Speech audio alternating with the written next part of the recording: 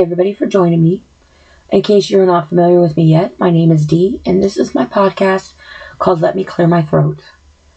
Today I would like to discuss a topic that I feel is a huge controversy that has affected not only us as human beings, as Americans, but also as parents. I was trying to find the perfect title to name this, because in all fairness, how do you title something that is as valuable as an innocent human life? My topic today is geared towards a level that I don't think has been viewed in this particular manner, and maybe it's about time that it is. My podcast today is called Men Being Raped of Their Rights as a Father.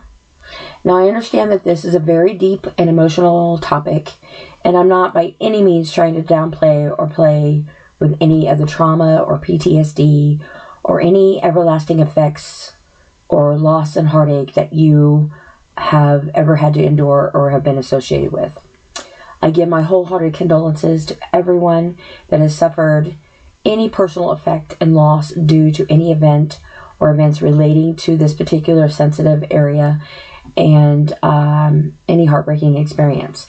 I hope that you do not take this and what I'm going to say as a personal attack against you or on your grief, or anything that you are going through, nor am I purposely trying to stir up anything that you're trying to currently or have coped with. I pray that what I'm going to try to express will come over as sensitive as possible, but yet informative enough for you, also as a product as a parent, and maybe raise some much needed attention, hopefully, in these particular areas, as well as others that I'm sure have crossed and have been implanted in most of our minds. It is, and if it has, then shame on us as human beings and as parents. I would also like to go on to say that my reason for even creating this site is to touch base on things that others may feel, want to say, wish they could say, maybe knew how to say, or maybe others would be able to say more often for them. Not everybody is good with their words. I do fully understand that my thoughts, my words, and even my personal research ethics can be taken in ways that are not always meeting everyone's approval. And I understand that not everybody is going to agree with what I have to say and might even stir some things up and some opinions, and get some people thinking. However, I would like to express my deepest respect for your First Amendment right and your First Amendment thought. And I also hope that you will be able to do the same for me. I am not trying to offend or compromise anybody, nor am I not willing to correct myself when I am knowingly in the wrong. I have been through a lot of experiences in my life as a child and as a parent, and many have resulted in traumas throughout my lifetime. While I'm not trying to lessen the devastation of a male or a female being physically or violently or forcefully raped, as I too am a victim of this level of magnitude. I was a victim of being stalked and raped in 2006. And I know and understand that while this may not compare to that level of violence, of violation, if you will, it is still a violation that resulted in being forced to do something against your will. I have firsthand witnessed this level of such devastating violation as well. I do empathize with others and understand that there are always multiple sides to every story and multiple trigger points that lead unintentionally to areas that I personally have not first-handedly encountered in your particular scenario or life. However, in writing this and speaking on this, I am also putting my own personal life and triggers out there and trying to talk about things that I have gone through and may not have gone into detail with personally in my own mind for several years, that I personally have pushed away and not spoke of. There are many people that are probably listening to this now that will have never heard any of some of this stuff that I'm going to talk about personally about myself. And firsthand, people now finding out about my scenario and my trauma that I have went through already that I've already spoken of. I speak on topics that I am passionate about or feel need to be made more passionate focus on. My thoughts, questions, concerns, and lack of understanding plays the main role in all that I do and I say. I am very passionate and a caring person and take me, you, our nation, God, and everything in between that we are very serious. I am not here to patronize anybody, nor am I here to state that I am an opinionated person and that I'm not willing to listen or try to understand anybody. I respect your experiences, your opinions, your feelings, and your well-being. I do not, nor will I ever go out of my way to personally hurt you or anybody else. I understand that this seems to be a huge controversy that in fact, in all honesty, it really shouldn't be. Now, while I will not argue that our society, level of point of views, and understanding have changed dramatically in the world, as well as our perspective and our opinions of our lives as we continue to evolve, learn, and understand that we as human beings matter in a manner that should be equal to one another. While women have struggled to gain their rights in this world, in the male-dominant places outside of the home, and even in the home, it really can't be disputed that it does, in fact, take two to conceive and bring life into the world. When women experience a different level of the conception, since our bodies are created in such a miracle way to be able to develop, nurture,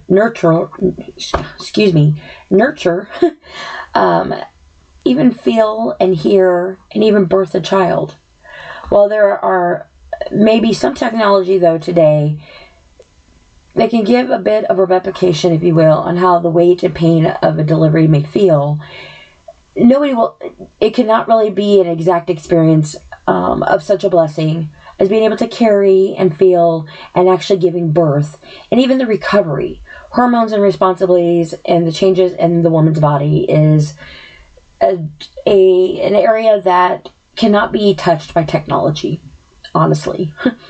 While I do not downplay that certain males do not experience some familiar attributes of the effects of being pregnant, such as morning sickness and gaining weight, stretch marks and gaining weight, men going to appointments and trying to hear and see the heartbeat and see the little figure on the screen, and maybe even being able to see the mother's stomach lift and shift around while the baby kicks. My ex-husband used to have morning sickness all the time, and he would crave mint chocolate chip ice cream, and he didn't like mint chocolate chip ice cream. But he would get up and he'd be throwing up, and he would call me from work and he's like, "Is there something you need to tell me?" And I'm like, no. But he had morning sickness. I never had morning sickness with any of my children. He had all the morning sickness. So thank you. Anyway, while every experience of pregnancy is different, the fact that there are such limitations for the male's role in some ways remain a huge concern, controversy, and a woman-dominated debate that leads to a final decision with little to no choice for the male. A woman can determine her role in a pregnancy and the outcome of it, but a male cannot. Now, for argument's sake, I'm going to say that everybody listening to this right now knows all about the birds and the bees, and the bees and the bees, and the birds and the birds, and the bees being birds, and the birds being bees, or however it goes nowadays. Anyway, we all know how baby's made. However, I think it is neglected to be considered that when we know the way a baby is conceived, needing both parents in order to form a life, the male's role, unfortunately, is halted in any decisions on whether or not that life can be allowed to continue to develop, how it's nurtured, how it's cared for, how it's carried, the type of delivery options available, and maybe not even be allowed to go in a birthing room due to either a complication or technicality, or even when COVID was a situation, some parents were not even allowed to be in the birthing room. Or some fathers, I'm sorry. Many fathers are stripped and raped of their rights with little to no say on the very same equal child that they helped to conceive and create. If a woman decides that she doesn't want to continue with the pregnancy, then she's allowed to terminate this blessing, while the male has to fight for his right to not have this blessing terminated. How is that even remotely fair at all? If a woman doesn't want to be responsible in raising this little bundle of joy, then why shouldn't the male be able to? He should have the same equal right in this choice. Instead, he is left feeling helpless while mourning the death of his unborn child. And that's supposed to be okay. Now, I know that this is a sensitive subject, and it should be. Insensitive is more like it. This is a human being that is being taken for granted and not given the chance at a life. Leaving a father that is willing to give his child a life, unable to do so and be a responsible parent that they're trying to be for their unborn child and give them that life. Sadly, there are many men in this world that may never even know that they even are on this level in the first place. They don't even know they even have a child in this world or were even a possibility of being in this world. Merely because a woman can go and terminate her pregnancy or run away, dictate, or whatever is done without the father's consent, signature, or even knowledge. Why shouldn't it be mandatory, if this is an option, that it be an equal decision to be made? Why shouldn't it require 2 signatures to terminate any such life form at all? There takes 2 signatures that should go on a birth certificate. Why shouldn't it take 2 signatures to go on a death? That shouldn't even be even a possibility, if it doesn't need to be a possibility. Now, parents take their children to the doctors or other places that they have to sign for a legal guardianship, or a parent that has a minor. Well, I understand that you can't always have both parents present at the same time. That is not the same as the actual God-given right of life.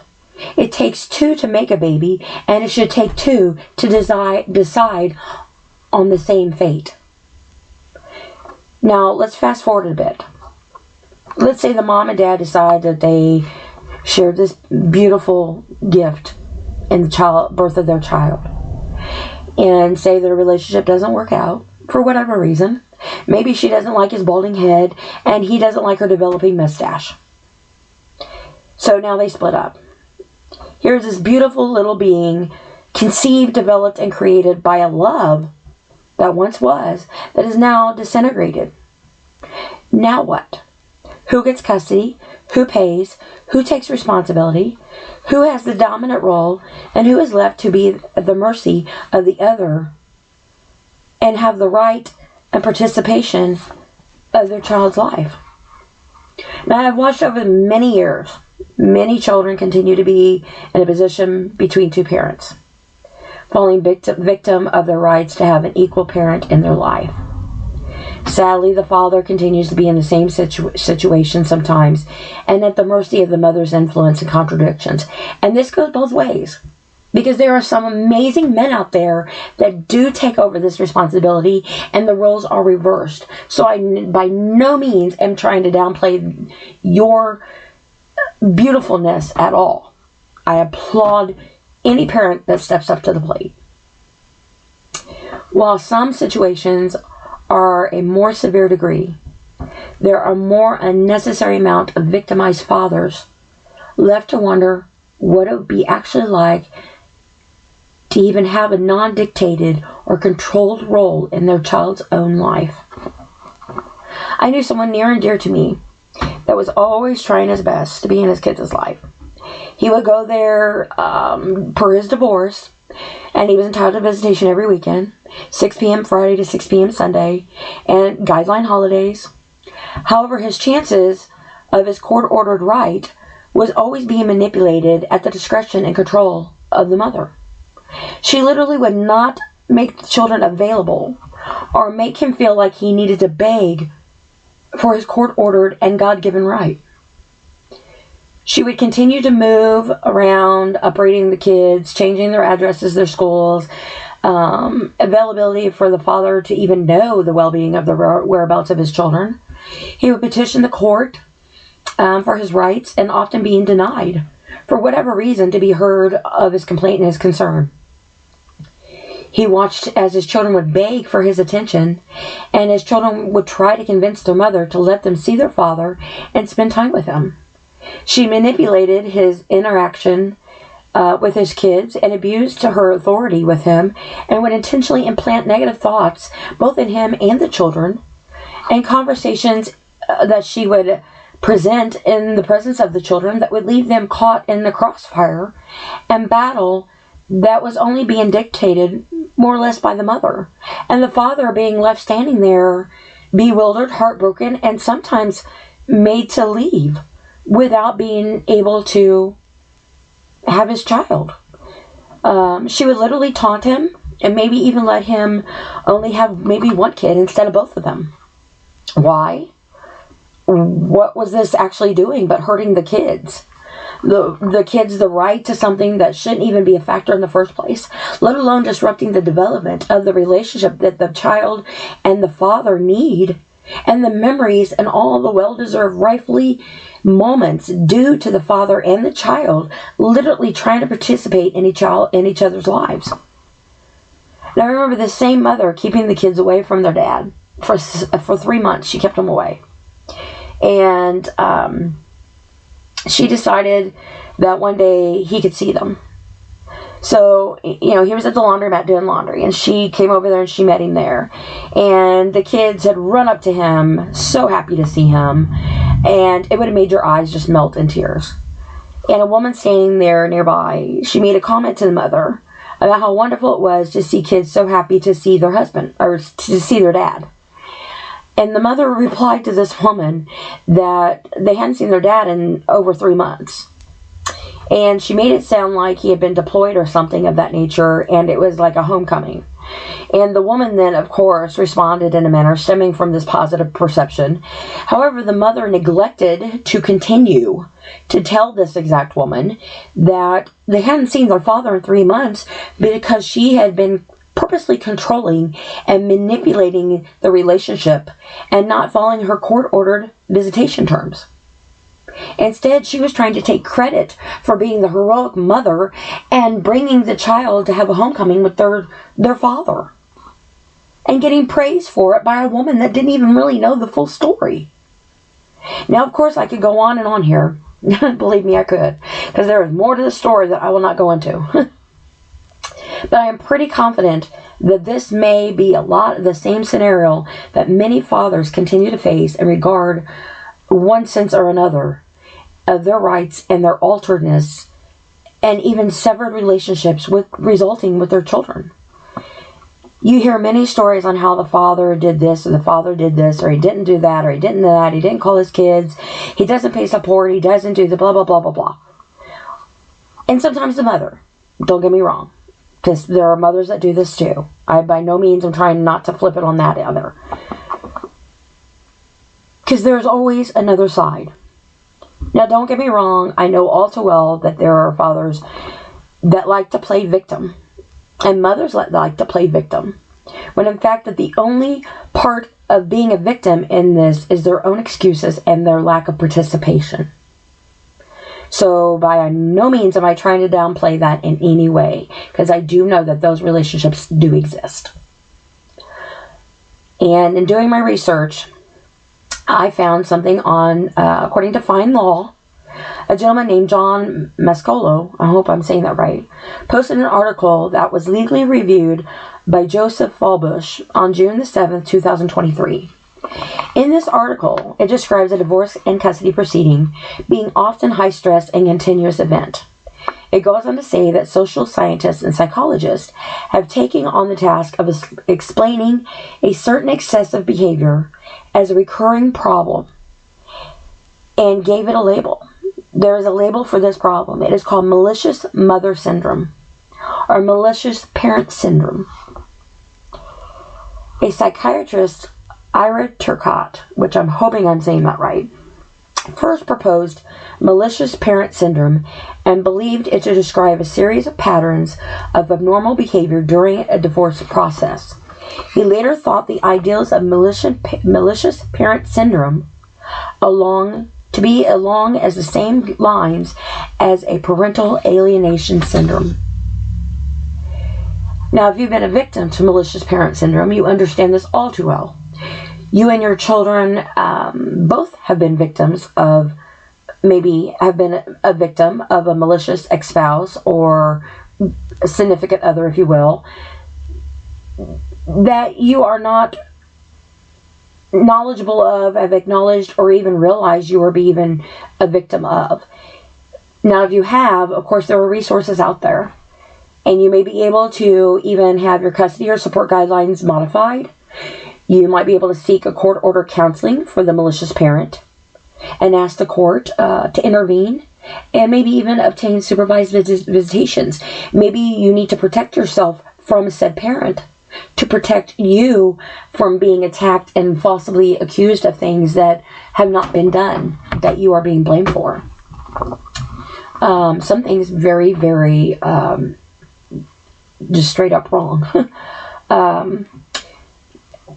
Children deserve the best possible starts in their lives. They need both parents to cooperate for their best interest. It can be frustrating as a child when a malicious parent stands in the way of your relationship with your other parent. You can seek legal advice to help you resolve these issues, but if you're already a child and grown into adult, what good is that going to do you? And as a parent that seems to never have anybody listen to you or giving you a chance to even understand your story of what you're going through and what you're dealing with and what you're trying to cope with, then you're in a catch-22 because you're not getting anywhere. And the only people that are suffering are your children and the parent that is so desperately trying to be in that parent's life. Now, even though none of these are technically medically recognized, and healthcare professionals, don't treat it as a form as a mental illness, does not mean that the father doesn't suffer a continuous mental anguish and a PTSD in regards to his children and his own worth in a parental role. This alone doesn't need a doctor coming in and prescribing such a heartache. It is just a natural reaction and feeling embedded into their soul. For any parent to punish you or give you a timeout, if you will, as an opposite parent, or to go out of their way to deprive you of your child in order to make themselves look better or look like the angel, the knight in shining armor, if you will, of their child, and make the other parent look like the demon and the bad person, or even make false accusations in order to gain dominancy and control of an otherwise and rightfully 50-50 parental role, a contribution in the care and structure of the same thing that they both have in common, their child. A once loving and meaningful special moment of memories frozen in a time, now a Picasso piece of a havoc and malicious abuse. The one person, the parent, trying to prove to the world is not worthy of being a parent, is instead being the main character in the mental disruption and stability of their child. So the person that is trying to prove to the world that the other person is not worthy and is all this, that, and the other is actually instead the main character in the abuse of the mental disruption and instability of their own child. Their own child is made to suffer and go through the mental unstable, verbal, mental, physical, and heartbreaking effects for the rest of their innocent lives. These same children grow up. Now they need to decide, do they want to continue this life? The same parental role that they have witnessed and they have learned and been taught? Or do they want to break this cycle and acknowledge it and that they need to have balance in their minds and structure in their child's life and break the cycle. Now, my ex-husband and I, we've known each other since we were 8 years old. We used to play hide and seek together as kids, and at one point in time he had a crush on my older sister. Later, obviously, it developed more feelings for me as we were eventually married. We went to see a movie, Twins, matter of fact, and me not being, realizing that he was totally crushing on me, thought we were just out hanging out, as I had known him forever, Well, fast forward, we were married. We had 2 children. His parents were a solid marriage, hillbillies from West Virginia. I, being from a broken home, witnessed firsthand violent behavior between my mother and my biological father. My biological father is not my father that I have spoken about in my past podcast previously, that has recently passed away last year. He actually was my stepfather, but he was my father, my dad, through and through. I do not have a relationship with my biological father. Now, my ex-husband and I were the ideal marriage. I guess society would think so anyway. He worked full-time, and I stayed home with the kids. We even had an outside dog that he was a huge hunter, so it was a hunting dog, coon dog. Anyway, our relationship turned violent. I found myself covering my bruises and hiding the abuse that I was being put through. I was pinned to the wall. I was thrown to the floor. My head slammed back and forth, beating my head to the floor, him pinning me down. I would take my foot and place it on him and try to shove him across the room as far as I can get him off of me. And when I did try to speak on it, of course, nobody wanted to believe me. Anyway, our marriage eventually ended in divorce in 1995, and our parenting roles were set in a manner that was beneficial and healthy for our children, but as well, I made sure it was well for myself. Being a domestic violence survivor, I had to protect myself as well as let him be a parent to our children. So I had to find a balance there, but also I was still a victim. And also needed to ensure that my children were safe. And since nobody wanted to believe me, I was kind of in my catch-22, if you will. So, fortunately, though, he did, but he didn't really have a choice, but he did. But he respected this role, and he would pick up and drop off my kids at my mother's house. Our kids at my mother's house. And he was able to contact them on her phone, as we had a rotary still back then to that day. Years passed by, and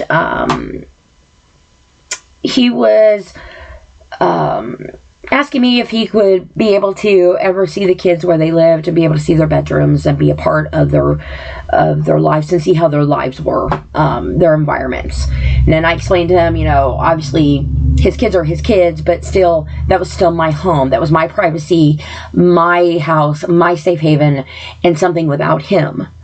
And over the years, of course, we developed and grew and were different people. And I became stronger and more knowledgeable of my self-worth and my mental growth. And I eventually agreed to give him the address and my phone number. I never deprived him of his kids. And I was just always merely trying to protect my own safety and security as well as theirs. I do remember him saying to me once, I remember saying to him once, I asked him, when he was asking me about wanting to see the kids' bedrooms and home and stuff, I said, do you remember all the years that you have always wanted to know where the kids lived and always wanted to be able to come to my home and see their bedrooms and their environments?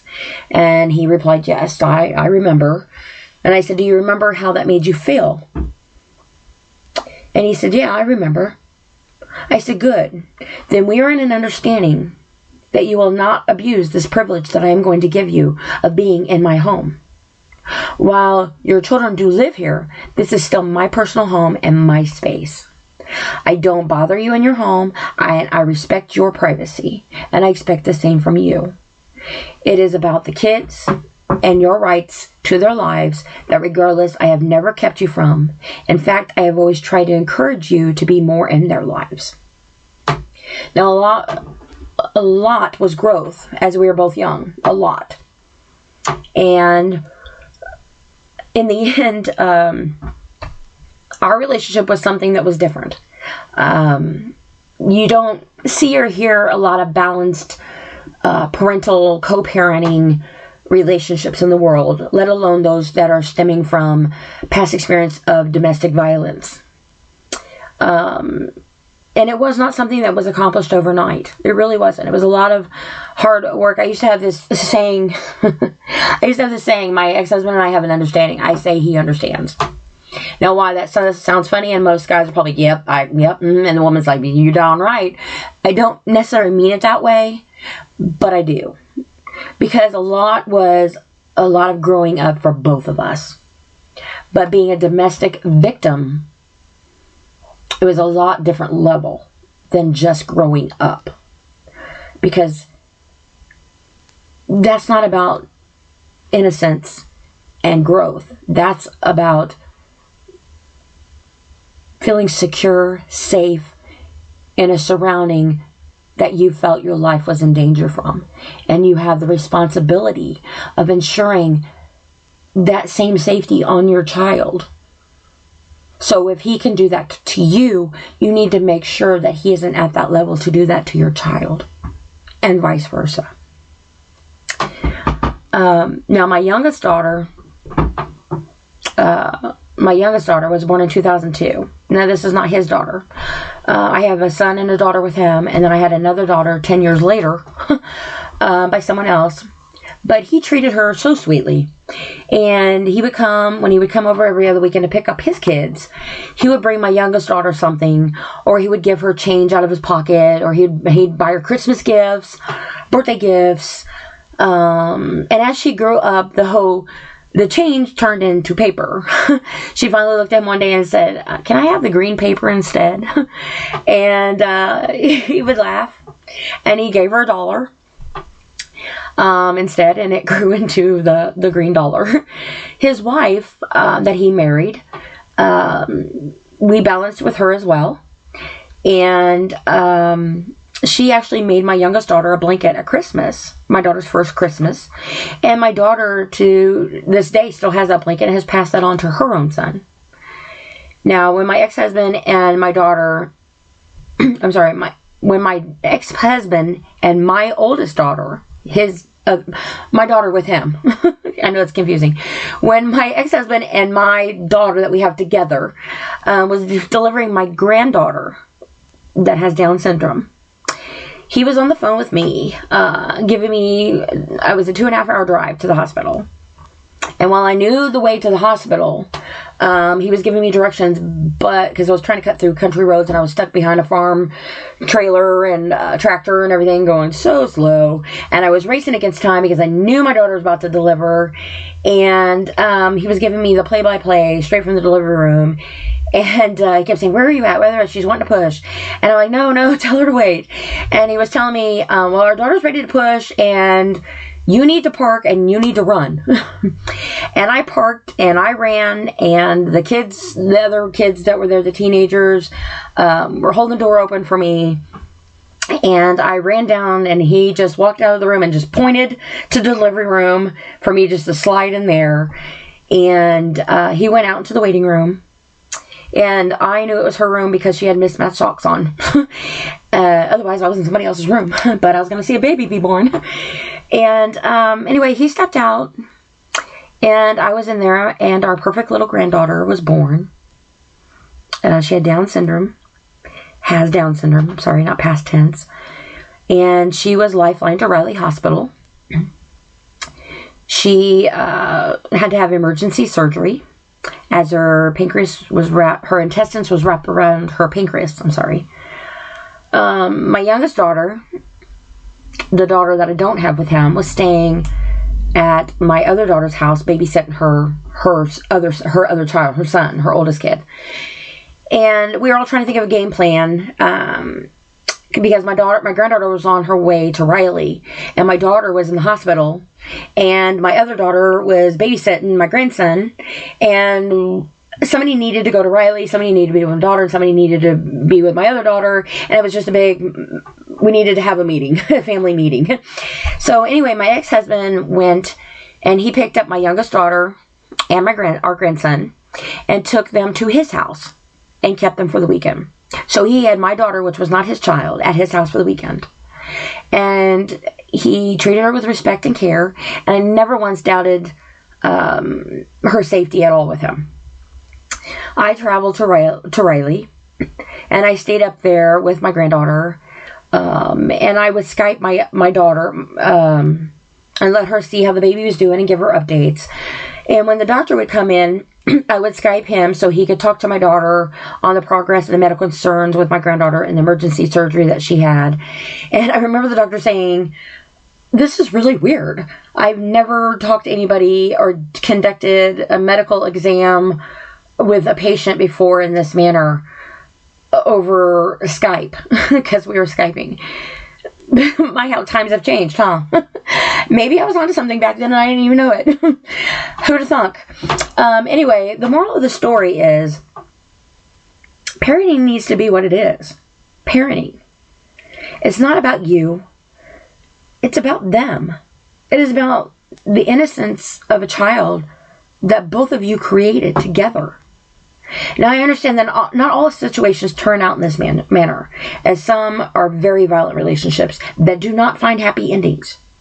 And they do result in things out that are not growing and not safe and are very traumatizing and even deadly.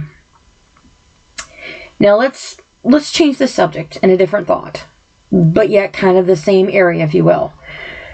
Say you have a mother that's pregnant, and the father may or may not know that this child is even his. They may go on for years thinking that this child is his, all to find out that they weren't, or they might have went through life not even know they had a child in the first place. They may fall behind on their child support, but continue to be in their child's physical life. Or they may not pay any support of all and not even be in the child's life. Or they might pay support religiously, but want nothing to do with the child, but give you the money. Because it's the easy way out without getting them in trouble with the law, I'm guessing. I don't know. Or maybe they just don't care at all, and they're just living their life like old Mother Hubbard that lived in a shoe, and he didn't care how many kids he had, and he didn't even care where he was at in their life. Now, I don't understand how a parent behind in support is of any benefit to the child's well-being and stability if he is in jail, locked up, and charged with a felony. A felony for back support. He'll lose his license, maybe have a lien on his vehicle, have a hard time finding a place to live because of this felony. Jobs will be harder to find due to having a felony. And then they may be locked up, or their transportation is limited now to get back and forth to a job to have money to pay for their child support. So now they are compromised because of the same felony of the same situation. They became a bigger issue. But hey, let's get them for not being able to get back and forth to work, have money, have a stable, safe environment place to live for their child to visit, all because maybe they might have fell onto hard times, fell behind in their life. Or maybe a tragedy happened in their life and they had to put their money somewhere else. Maybe they had to bury a parent or another child or their spouse. I don't understand how that is even remotely fair. Now, my ex-husband, he paid his support religiously. And when he changed jobs, he would call and let me know. And he would make sure his support was on time. He always made sure he was current and I knew what was going on. And he was in his children's lives to the best of his ability with a lot of growth that he endured over the years.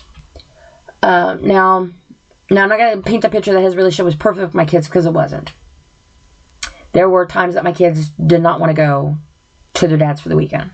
And it was because of the way, their own personal reasons. Anyway, so my youngest daughter's dad, he paid his support religiously. However, he didn't want a relationship with our daughter. In fact, he had once told me that I could tell her that he died in a car accident if I wanted to. I wasn't going to do that. My oldest sister, she had 3 kids. And one point in time, her middle child, she didn't even know who the baby's dad was. She thought it was her boyfriend's that she was with at the time. The mother of the boyfriend wanted paternity done. So the grandmother, the paternal grandmother wanted, she wanted paternity done. And in that paternity finding, it found out that her son was not my sister's baby's dad. In fact, it was developed that her first daughter's baby's daddy was the daddy. And she never received any child support for any of her kids, ever. And she raised her kids 100% on her own financially that way, in that regards of child support. Her youngest daughter was by a different dad. And she was a child of a deputy in the Marion County Sheriff's Department here in Indiana. And he said that he couldn't have kids, that he was sterile because he was in a roller skating accident, because we roller skated back in the day. And he was in a very bad accident, because I've known him since I was a kid. We used to all go roller skating together. And he was in a really bad accident at the skating rink. And, well, anyway, he has several kids now. And 3 were born in the same year. My niece was the oldest. He didn't pay any support and actually ended up in jail for back child support. And he lost his job. And last I heard, years and years ago, he worked as a security officer somewhere. I'm not really for sure. My youngest sister, with all due respect, was raped. And it resulted in the birth of my nephew. She kept my nephew and married my brother-in-law. He took on the responsibility of not only my nephew as his own child, but he added 2 more additional kids to the family with her. And they have been married for over 20 some years now. I'm not really very sure on the exact amount of years, but a long time.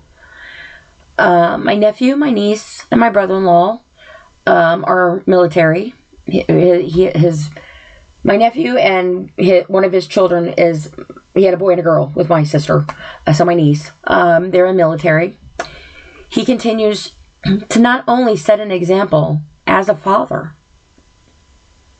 but also continues to do so and set an example as a man protecting and serving his country.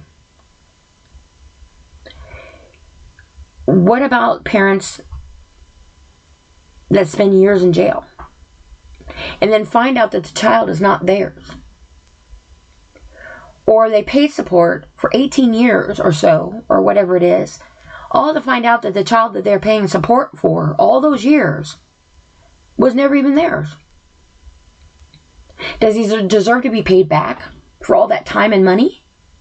All the jobs and limitations that he had put on him, handed to him, jail time he was done wrongfully, being accused, convicted, a felony put onto his record, people looking at him differently because he has a record now, or because he was in jail, all the time paid that he lost in his life for a child that he believed all this time that he had given life to.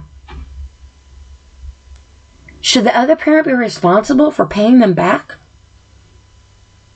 And maybe and suffer the same level of consequences, if you will, as wrongfully as the accused parent suffered? Shouldn't that be considered a felony? Or, I don't know, who's the real victim here?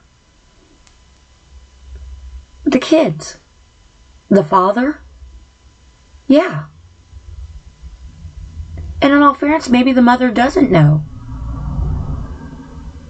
But if you're married and the wife steps out and she gets pregnant and they go to get divorced and the court asks you, are you pregnant, or is there any chance you could be pregnant? And the mother has to tell the truth. But doesn't always mean that she does. She could say, no, I'm not pregnant. And in fact, she might be. Maybe because she doesn't want the husband that she's trying to divorce, to know that she's pregnant. Or maybe she doesn't want the father to know that she's pregnant because it's not his baby. Or for whatever reason. But by law, if they are married and that woman is pregnant and she tells the court she's not, obviously that's contempt of court and that's a lie. But legally, the father of that child, until paternity is established, is the husband. Not the person she stepped out with, until paternity is established. That husband is responsible financially and obligated and holds the consequences until paternity is established if that mother is pregnant at the time of divorce. Now, I had a doctor tell me once, well, at least your daughter's dad pays his support. I said, I would rather him be in her life, because when the money runs out, she still needs and deserves a father. The money is dispensable, really, compared to the child losing a parent. Why should they mourn the loss of a parent that is alive, all because of a dollar amount? Now, I'm not saying parents don't or shouldn't have the same level of financial responsibility. But also, I don't think that the parent paying support should think that their $50 or $100 a week or whatever it is they're paying pays for everything. My biological dad once told us kids, I am not going to buy you guys anything for Christmas or your birthdays. Whatever your mom gets you is from me too. It came from my child support, so I paid for it. Now, back then in the 80s, child support could be paid directly to the other parent without payroll deduction or going downtown and paying at the child support office like they have today. Now, my biological dad would pay with a check, because we did checks back then, and hand it to me or my older sister, because my younger sister is 4 years younger than me, so she was a wee one. He would hand it to me or my older sister. And one time he handed it to me, and I remember my mom was out in the driveway, and he handed me the check, and I was going to walk out the door, and he said, oh, wait, I forgot something. And I handed the check back to him, and he took it back, and then he wadded it up in his hands, handed it back to me, and said, there, now go give this to your mother. Now, my biological father paid his support on time. He never missed a payment. However, my mother was sitting in the car, and I was put in the middle to retrieve this money, this support, child support, if you will, of what? My mental well-being, my innocence, my being a victim watching both of my parents not do anything but put me in the middle of their hate, their tantrums, if you will, and putting me in the role of deciding if I want to be this way with my own kids in my life as a parent, or if I want to break that cycle and do it differently. I broke that cycle. I wasn't that parent.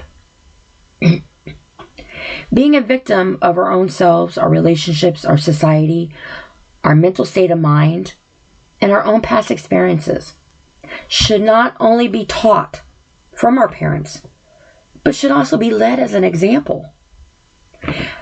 However, when women get pregnant, she knows that she has a baby inside of her belly, and this is her baby. Unless somebody came in the middle of the night and swapped babies in her belly and whatever. Okay, so she knows it's her kid that she helped create and bring life to in this world. The father doesn't have that same blessing. He has to trust that the woman is being honest in her fertility and her place in the growth and development of their child. They used to have a saying when I was younger, and I excuse me for this if I'm not trying to offend anybody, but this is true. They used to, of course, nowadays you offend everybody anyway. Anyway, they used to have a saying back in the day when I was younger. When you have a son, you only have to worry about one dick. When you have a daughter, you have to worry about several. Now, as a daughter and a woman that I am, even though we are physically don't have one attached to us, doesn't mean that we have the right to be one.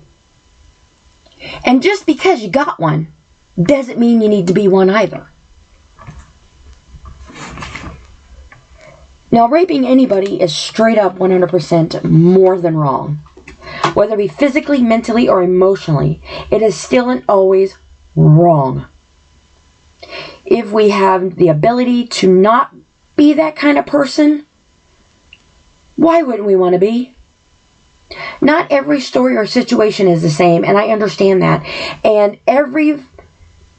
not every father is a rapist. Not every stepfather is a rapist. Not every man is a rapist, nor woman. Because women rape people. Instead, they are the ones being raped without ever even being physically touched.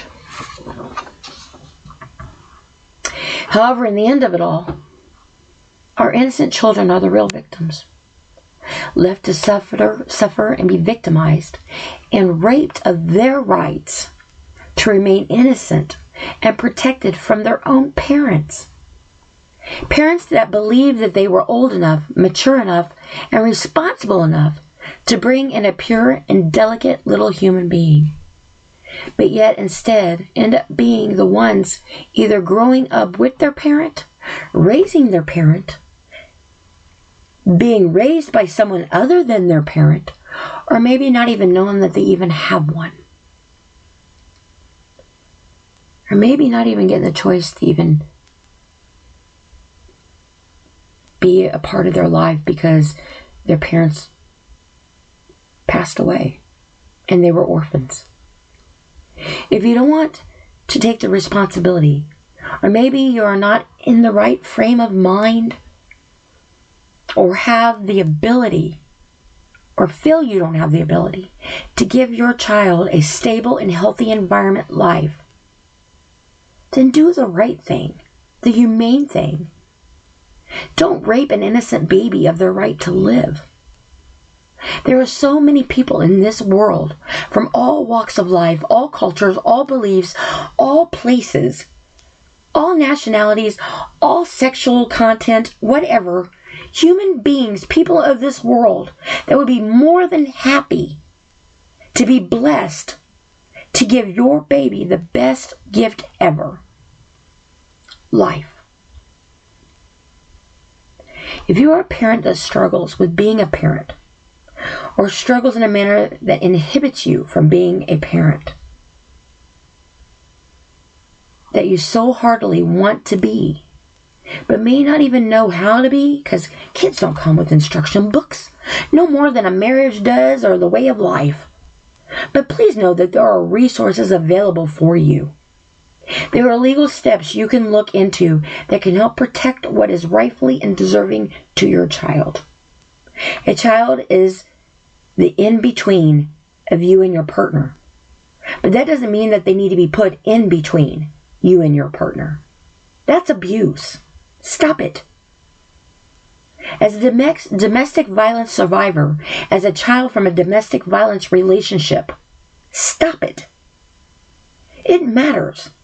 It is scarring, and it is the chain of an inheritance that never deserves to even have a chance to have a root, to be given a chance to grow in life. If you hate or have a problem with your ex, that's your problem, not your child's. My son asked me one time, he said, Mom, tell me about yours and Dad's relationship. What happened? Why did you guys get a divorce? I mean, what went wrong? And I looked at him and I said, son, my thoughts and my opinions are my own. And I'm not going to influence you on how to feel about your dad based off of what my situation was. You need to come to that conclusion and that decision on your own without me influencing that level of your relationship. It is that simple to do as a parent. It is that simple and that much needed for a child. Now, I know it might seem like I'm getting off title and I'm going here and there or whatever, but really, I'm really not, because it all comes down to the same place. The kid, the child, the innocent.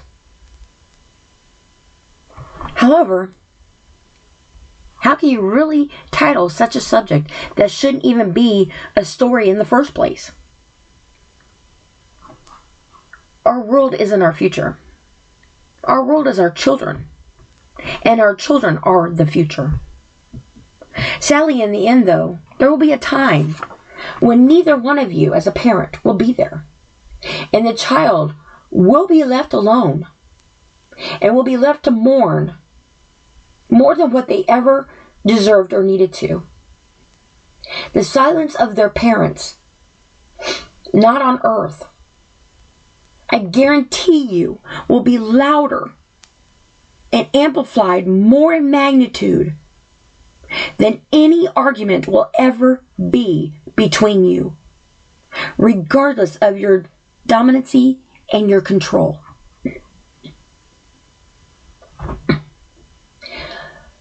I would like to thank everybody for joining me again. I hope you check out my other podcasts as well. I hope that you take everything I have talked about and utilize it appropriately to what is needed in your particular situation. I pray that you don't take it and utilize it against each other or on your children. And if you are a male, a father, and you are being raped of your right as a father, please know that there are women out there that will clear their throat for you if that's what it takes. Because in the end, it does matter. In the end, you deserve to be a father. And that child deserves not to have that be the end. You don't deserve to not be able to have your God-given right. And you do not deserve to mourn the loss of a child that you would have been more than happy to give life to, had God been able to give you the ability to have such a blessing as to carry a child physically. Instead, you're at the mercy of the woman on that situation, and I am sorry. My heart goes out to you. It really does.